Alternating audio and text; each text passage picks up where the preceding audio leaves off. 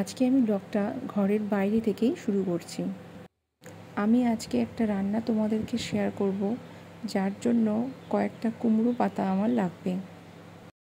এই রান্নাটা আমি ইউটিউবে একটা চ্যানেলে দেখেছিলাম, আমার বেশ ভালো লেগেছিল। মনে হয়েছিল যে কোনো একদিন বাড়িতে এটা তৈরি করতে হবে।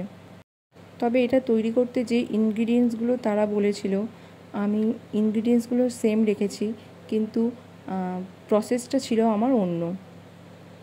যাই হোক, কুমড়ো পাতাগুলো তুলে নিয়ে এসে ভালো করে ধুয়ে রেখে দিয়েছিলাম। আর এখানে দেখো আমি ছোট ছোট করে পেঁয়াজ কেটে নিচ্ছি। পেঁয়াজ, আদা, রসুন, লঙ্কা এগুলো সব কেটে নিতে হবে।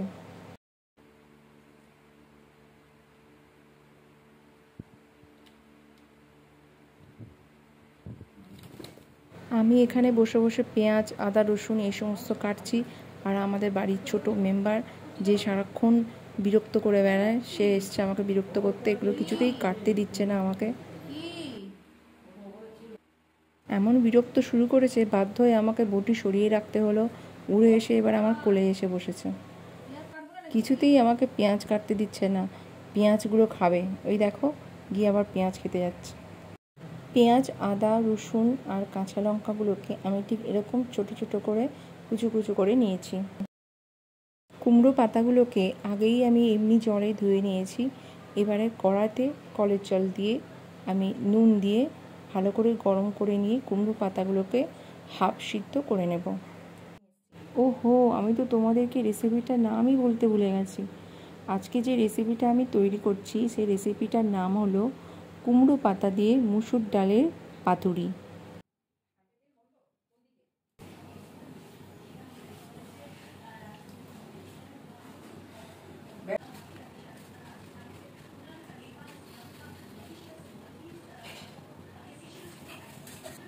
কুমড়ো পাতাগুলো প্রায় হাফ সিদ্ধ হয়েই গেছে। এবারে আমি একে একে পাতাগুলোকে তুলে নেব। মসুর ডাল প্রায় 5-6 ঘন্টার মতো আগে থেকে ভিজিয়ে রাখতে হবে। আর এখানে আমি মিক্সারে কয়েকটা কাঁচা লঙ্কা আর মসুর ডালগুলো দিয়ে দিলাম। আর মসুর ডালের দেখো যে পেস্টটা হয়েছে, সেই পেস্টটা কিন্তু একদম মিহি হবে না, ঠিক এরকম হবে। এবারে আমি এই যে পেঁয়াজ, আদা, রসুন, কাঁচা লঙ্কা কেটে রেখে দিয়েছিলাম, তার সঙ্গে আমি মসুর ডালের পেস্টটা দিয়ে দিলাম। আর একে একে মশলাগুলো অ্যাড করব। প্রথমে দিলাম কাশ্মীরি লঙ্কার গুঁড়ো, ধনের গুঁড়ো, জিরের গুঁড়ো, নুন, কয়েক দানা চিনি, হলুদ গুঁড়ো, কালো জিরে আর সর্ষের তেল। সর্ষের তেলটা বেশ একটু পরিমাণ মতনই দিতে হবে। পুরো জিনিসটাকে আমি এবার একটু ভালোভাবে হাত দিয়ে মিশিয়ে নেব।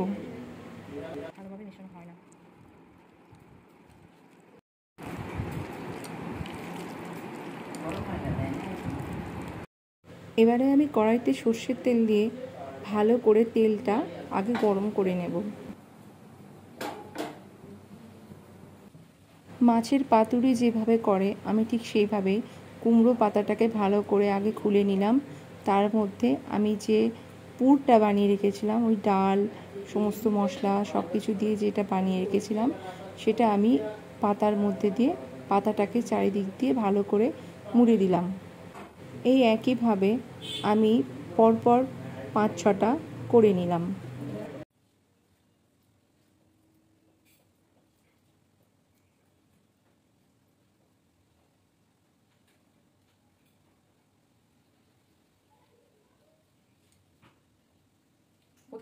তেলটা অনেকক্ষণ গরম করতে দিয়েছি আর গ্যাসটাকে কিন্তু লো ফ্লেমে রেখেছি।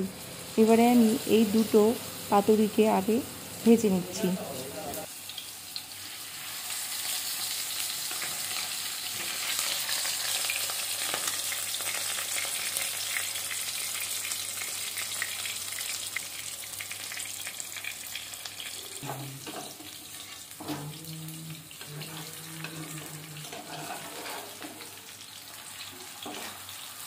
দেখো কি সুন্দর ভাজা হচ্ছে। এখানে এই পাতুরিতে কিন্তু কুমড়ো পাতাটাও খাওয়া যাবে।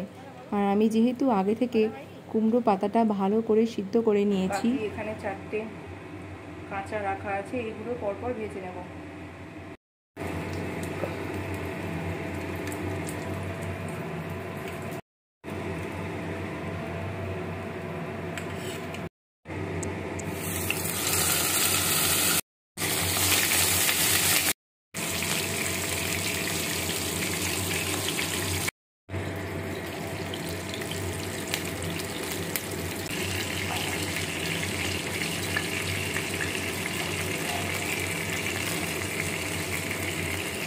হয়ে গেল আমার কুমড়ো পাতা দিয়ে মুসুর ডালের পাতুরি।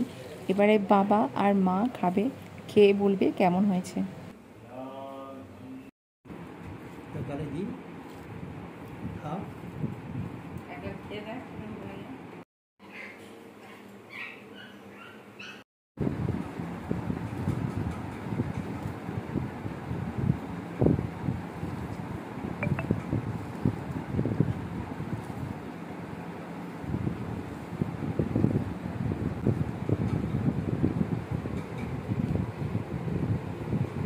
খুব সুন্দর হয়েছে।